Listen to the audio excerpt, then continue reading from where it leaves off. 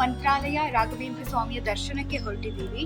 ಹಾಗಾಗಿ ಸ್ವಾಮಿಯ ದರ್ಶನವನ್ನು ಮಾಡಿ ಮಂತ್ರಾಲಯವನ್ನು ನಾನು ನಿಮಗೂ ಕೂಡ ತೋರಿಸ್ಲಿಕ್ಕಿದ್ದೀನಿ. ನೋಡೋಣ ಹೇಗಿದೆ ಅಂತ. ಅನುಭವವನ್ನು ನಾನು ತುಂಬ ಹಂಚ್ಕೊಳ್ಳೋದಕ್ಕೆ ಇಷ್ಟಪಡ್ತೀನಿ. ಯಾಕಂದರೆ ತುಂಬ ಸಲ ನಾನು ರಾಘವೇಂದ್ರ ಸ್ವಾಮಿಗಳ ನೆನಪು ಮಾಡ್ಕೊಳ್ತೇನೆ. ಮಂತ್ರಾಲಯಕ್ಕೆ ಹೋಗಬೇಕು ಅಂತ ಹೇಳಿದರೆ ಅದು ಕೂಡಿ ಬರಬೇಕು ಅಂತ ಹೇಳ್ತಾರೆ ತುಂಬ ಜನ. ಆದರೆ ಸುಮ್ಮನೆ ಹೋಗಬೇಕು ಅಂತ ಅಂದ್ಕೊಂಡ್ರೆ ಹೋಗೋಕ್ಕಾಗಲ್ಲ. ರಾಯರೇ ಕರೆಸ್ಕೋಬೇಕು, ಆಗ ಮಾತ್ರ ನಾವು ಹೋಗೋಕ್ಕಾಗುತ್ತೆ ಅನ್ನೋದು ನಾನು ಕೇಳಿರೋ ವಿಚಾರ. ಹಾಗಾಗಿ ಇವಾಗ ನಮಗೆ ಕಾಲ ಕೂಡಿ ಬಂದಿದೆ. ನಾನು ರಾಘವೇಂದ್ರ ಸ್ವಾಮಿಯ ದರ್ಶನವನ್ನು ಪಡೆದು ನಿಮಗೆ ಮಂತ್ರಾಲಯ ಹೇಗಿದೆ ಅಂತ ತೋರಿಸ್ತೀನಿ.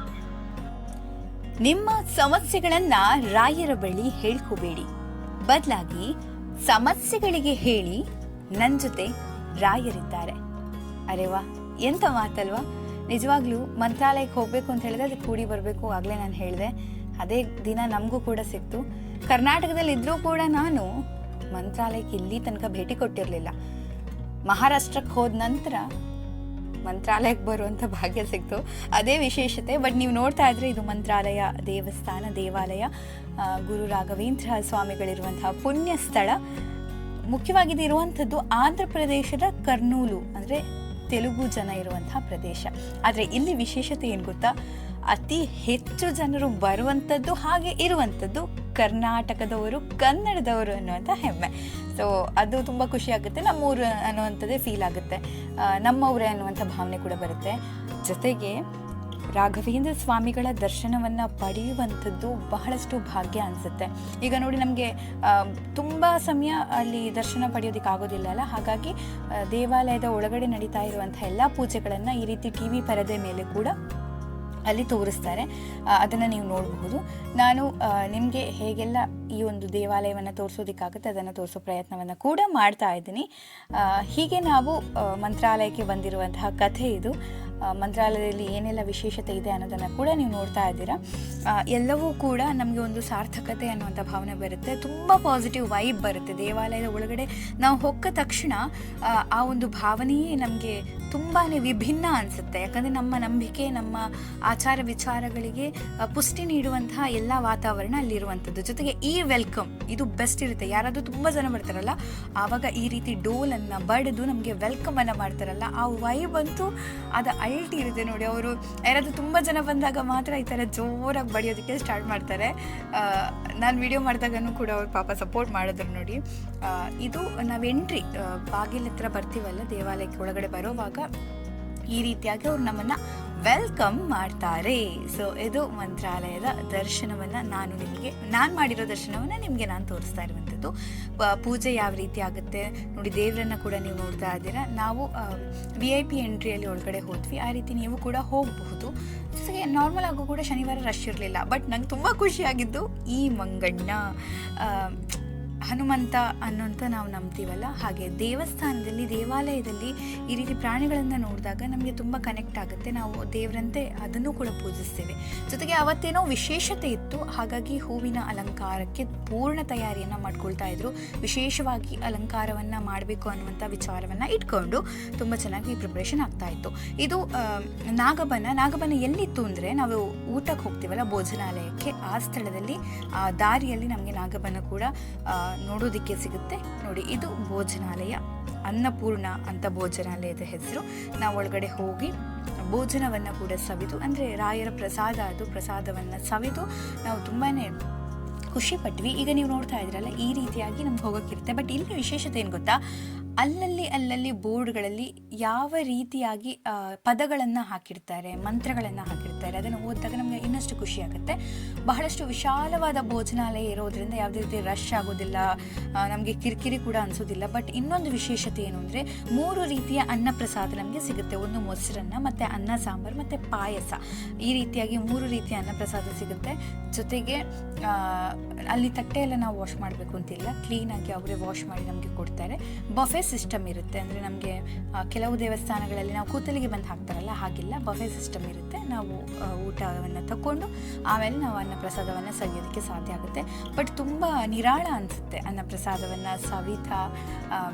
ದರ್ಶನ ಆದಮೇಲೆ ಆ ಊಟವನ್ನು ಸವಿಯುವಾಗ ಅಂದರೆ ಕಂಪ್ಲೀಟ್ ಒಂದು ಸಾರ್ಥಕತೆ ಅಲ್ಲಿ ಬರುತ್ತೆ.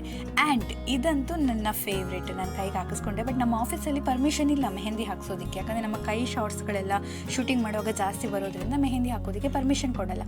ಬಟ್ ನಾನು ಅವ್ರ ಜೊತೆ ಕೇಳಿದೆ, ಅವ್ರು ಹೇಳೋದು ನಿಮಗೆ ಕಡಿಮೆ ಅದು ಒಂದು ದಿನದಲ್ಲಿ ಹೋಗೋದನ್ನು ಹಾಕ್ತೀನಿ ಅಂತ ಹಾಕಿದ್ರು. ಚಿಂಚು ಕೂಡ ಹಾಕಿಸಿದ್ಲು, ನೋಡಿ ಎಷ್ಟು ಚೆನ್ನಾಗಿರೋ ಡಿಸೈನ್. ನಾನು ಕೂಡ ಹಾಕ್ಸಿದೆ, ಬಟ್ ನಂದು ಒಂದು ಆ್ಯಕ್ಚುಲಿ 4 days 5 days ಇತ್ತು, ಎಷ್ಟು ಉಜ್ಜಿದ್ರು ಕೂಡ ಹೋಗಲಿಲ್ಲ. ಬಟ್ ನಾನೇನು ಮಾಡಿದೆ ಆಮೇಲೆ ಸ್ವಲ್ಪ ಏನೋ ಮ್ಯಾನೇಜ್ ಮಾಡಿದೆ, ಆಫೀಸಲ್ಲೆಲ್ಲ ಮ್ಯಾನೇಜ್ ಮಾಡಿದೆ. ಬಟ್ ಈ ಡಿಸೈನ್ ಅಂತೂ ತುಂಬಾ ಚೆನ್ನಾಗಿರುತ್ತೆ, ನನಗಂತೂ ತುಂಬ ಇಷ್ಟ ಆಯಿತು ಮೆಹಂದಿ. ಬಟ್ ಇವ್ರ ಜೊತೆ ಮೆಹಂದಿ ಹಾಕಿಸ್ಬೇಕಾದ್ರೆ ಅಲ್ಲೊಂದು ಫನ್ನಿ ಇನ್ಸಿಡೆಂಟ್ ಇತ್ತು. ಈಗ ತೋರಿಸ್ತೀನಿ ನೋಡಿ, ಒಬ್ಬ ಪುಟಾಣಿ ಹುಡುಗ ಇದ್ದಾನೆ ಅಲ್ಲಿ.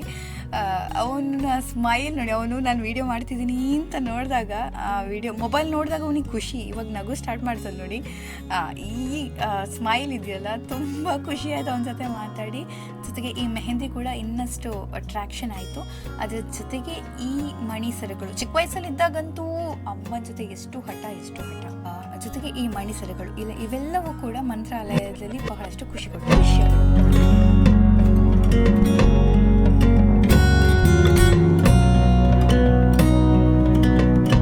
ಧರ್ಮಸ್ಥಳ, ನೀವು ಬಂದಿದ್ದೀರಾ ಧರ್ಮಸ್ಥಳ?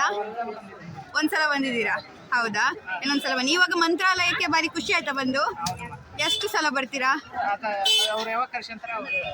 ಅದ್ ನಿಜ ಅಲ್ಲ, ರಾಯರ ಹತ್ರ ಬರ್ಬೇಕು ಅಂದ್ರೆ ಅವ್ರು ಕರ್ಸ್ಕೋತಾರಂತಲ್ಲ. ನಿಜ. ನೀವ್ ಯಾವ ಊರಿಂದ ಬಂದಿರೋದು? ಬಳ್ಳಾರಿಯಿಂದ. ಓಕೆ, ಬರ್ತೀವಿ. ಇವರೊಬ್ರು ಭಕ್ತರು ನಂಗೆ ಮಾತಾಡಕ್ ಸಿಕ್ಕಿದ್ರು, ತುಂಬಾ ಖುಷಿ ಆಯ್ತು ಅವ್ರ ಜೊತೆನೂ ಮಾತನಾಡಿ. ಜೊತೆಗೆ ಇಲ್ಲಿ ನೋಡಿ, ಪೂಜ್ಯಾಯ ರಾಘವೇಂದ್ರಾಯ ಸತ್ಯ ಧರ್ಮರತಾಯ ಚ ಭಜತಾಂ ಕಲ್ಪವೃಕ್ಷಾಯ ನಮತಾಂ ಕಾಮಧೇನವೇ. ನೋಡಿ, ಕಾಮಧೇನು ಅಂತ ಹೇಳಿದಾಗ ಆ ಕಾಮಧೇನೆ ಬಂದ್ಬಿಟ್ಲು. ತುಂಬ ಅಲ್ಲಿ ವೈಬ್ ಚೆನ್ನಾಗಿದೆ. ನೀವು ಒಂದ್ಸಲ ಹೋಗಿ ಅಲ್ಲಿ ನೋಡಿ, ಆಮೇಲೆ ನಿಮಗೆ ಅವಕಾಶ ಸಿಗುತ್ತೆ. ಯಾಕಂದರೆ ಸಿಕ್ಕಾಗ ನಾವು ಆ ದೇವಾಲಯಕ್ಕೆ ಹೋದಾಗ ನಾವು ತುಂಬ ಪಾಸಿಟಿವ್ ಎನರ್ಜಿಗಳನ್ನು ತಗೊಳ್ತೀವಿ.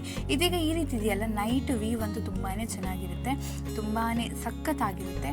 ಜೊತೆಗೆ ನೀವು ಕೂಡ ತುಂಬ ಖುಷಿ ಪಡ್ತೀರಾ ಅನ್ನುವಂಥದ್ದು. ಈ ರೀತಿಯಾಗಿ ನೀವು ಕೂಡ ಮಂತ್ರಾಲಯ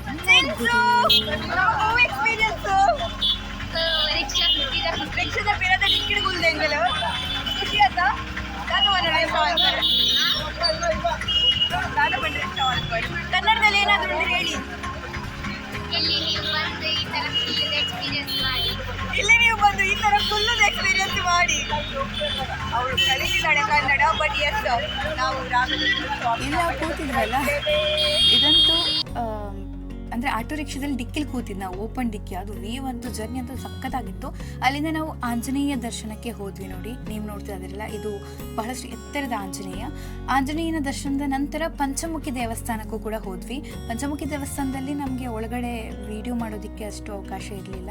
ಹಾಗಾಗಿ ಮತ್ತೆ ವಿಡಿಯೋಕ್ಕಿಂತ ನಾವು ಅಲ್ಲಿ ಹೋಗಿ ನೋಡಿದ್ರೇ ಅದು ತುಂಬ ಖುಷಿ ಅನ್ಸೋದು. ಹೊರಗಡೆ ಏನೆಲ್ಲ ವ್ಯೂಸ್ ಇತ್ತು ಅದೆಲ್ಲ ನಾನು ಶೂಟ್ ಮಾಡಿದೆ. ಅಲ್ಲಿಂದ ವಾಪಸ್ ನಾವು ಮಂತ್ರಾಲಯಕ್ಕೆ ಬಂದ್ವಿ. ಯಾಕಂದರೆ ನಿಮಗೆ ನಾನು ನೈಟ್ ವಿಜುವಲ್ಸ್ ತೋರಿಸ್ಬೇಕು ತಾನೆ, ಆ ವ್ಯೂ ಹೇಗಿದೆ ಅನ್ನೋದನ್ನು ತೋರಿಸ್ಬೇಕು ತಾನೆ. ಅದಕ್ಕೋಸ್ಕರ ನೋಡಿ, ಇದು ನೈಟಲ್ಲಿ ಅಲ್ಲಿ ಕಾಣಿಸ್ತಾ ಇರುವಂತಹ ವ್ಯೂ, ಅದು ದೊಡ್ಡ ದ್ವಾರ ಆಗಿರ್ಬೋದು, ಎದುರುಗಡೆ ವ್ಯೂ ಆಗಿರ್ಬೋದು, ಇದೆಲ್ಲವೂ ಕೂಡ ಬಹಳಷ್ಟು ಚೆನ್ನಾಗಿರುತ್ತೆ. ವಿಡಿಯೋಕ್ಕಿಂತಲೂ ಕೂಡ ನಾವು ಅಲ್ಲಿ ಹೋದಾಗ ಅದನ್ನು ಅನುಭವಿಸಿದಾಗ ಆಗುವಂತಹ ಖುಷಿ, ತೃಪ್ತಿ, ಸಂತೃಪ್ತಿ ಇದೆಲ್ಲವೂ ಕೂಡ ತುಂಬಾ ಡಿಫ್ರೆಂಟು. ಬಟ್ ನನಗೆ ಈಗಲೂ ಅನ್ಸೋದು, ಕರ್ನಾಟಕದಲ್ಲಿ ಇಷ್ಟು ವರ್ಷ ಇದ್ದರೂ ಕೂಡ ಮಹಾರಾಷ್ಟ್ರಕ್ಕೆ ಹೋದ್ಮೇಲೆ, ಮುಂಬೈಗೆ ಹೋದ್ಮೇಲೆ ಇಲ್ಲಿ ಬರುವಂಥ ಅವಕಾಶ ಸಿಗ್ತಲ್ಲ. ಅದಕ್ಕೆ ಹೇಳೋದು, ರಾಯರ್ ನಮ್ಮನ್ನು ಕರ್ಸ್ಕೋಬೇಕು, ನಾವು ಅದ್ಮೇಲೆ ಹೋಗಬೇಕು ಅನ್ನೋದಕ್ಕೆ ಇದೇ ಸಾಕ್ಷಿ ಅಂತ ಹೇಳ್ತಾ. ಜರ್ನಿ ತುಂಬಾ ಚೆನ್ನಾಗಿತ್ತು. ಟ್ರೈನಲ್ಲಿ ಹೋಗಬೇಕು ನೀವು. ಟ್ರೈನಲ್ಲಿ ತುಂಬ ಆರಾಮ್ಸಿ ಜರ್ನಿ ಇರುತ್ತೆ.